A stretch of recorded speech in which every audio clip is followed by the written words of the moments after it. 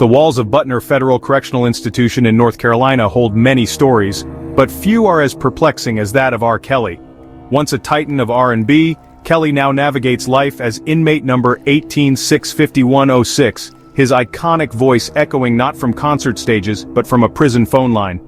In a recent episode of the Inmate Tea with 8ANDP podcast, Kelly made a startling claim, alleging to have penned a staggering 25 albums during his incarceration. This revelation, delivered in the singer's characteristically smooth tone, has sent ripples through the music industry and beyond, raising questions about creativity, redemption, and the limits of artistic expression.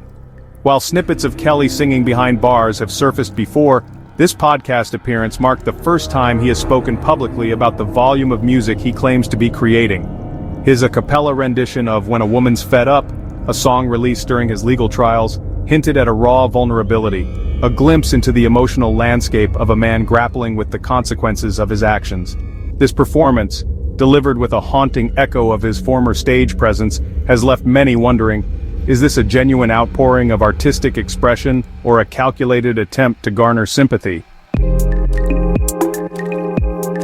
Rkelly's musical pronouncements cannot be divorced from the gravity of his current circumstances. In 2022, he was sentenced to 30 years in federal prison on charges of racketeering and sex trafficking. This conviction, which followed decades of allegations of sexual abuse and misconduct, cemented Kelly's fall from grace, transforming him from a celebrated artist into a symbol of predatory behavior. His subsequent conviction that same year on charges of sexual exploitation, child pornography production, and coercion or enticement of a minor only deepened the legal quagmire surrounding him. Despite maintaining his innocence, Kelly's legal appeals have largely been unsuccessful. In February 2025, his appeal of the New York conviction was rejected, effectively dashing any hopes of an early release. Barring a successful appeal, Kelly is likely to remain incarcerated well into his 80s, his days of sold-out arenas and chart-topping hits a distant memory. The stark reality of his confinement casts a long shadow over his creative endeavors, forcing us to confront the complexities of separating the art from the artist. Rkelly's musical journey has been one of both soaring highs and devastating lows. From his early days as a street performer in Chicago to his reign as the self-proclaimed king of R&B, Kelly's musical prowess was undeniable. His distinctive voice, infectious beats, and undeniable stage presence captivated audiences worldwide, selling millions of albums and earning him 3 Grammy Awards.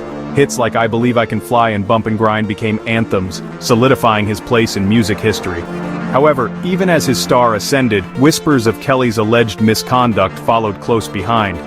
Accusations of abuse, manipulation, and predatory behavior towards young women and girls plagued his career, culminating in the explosive Surviving Rkelly documentary series. This damning exposé, featuring harrowing accounts from numerous alleged victims, shattered Kelly's carefully curated persona, exposing the darkness that lurked beneath the surface. His subsequent arrest and convictions marked a stunning fall from grace, leaving his musical legacy forever tainted by the shadow of his crimes. Rkelly's claims of prolific songwriting from prison have ignited a firestorm of debate, raising uncomfortable questions about the nature of art and the possibility of redemption. Some view his continued musical pursuits as a testament to the enduring power of creative expression, a glimmer of hope amidst the bleakness of incarceration. Others see it as a calculated ploy for attention, an attempt to rehabilitate his image and garner sympathy.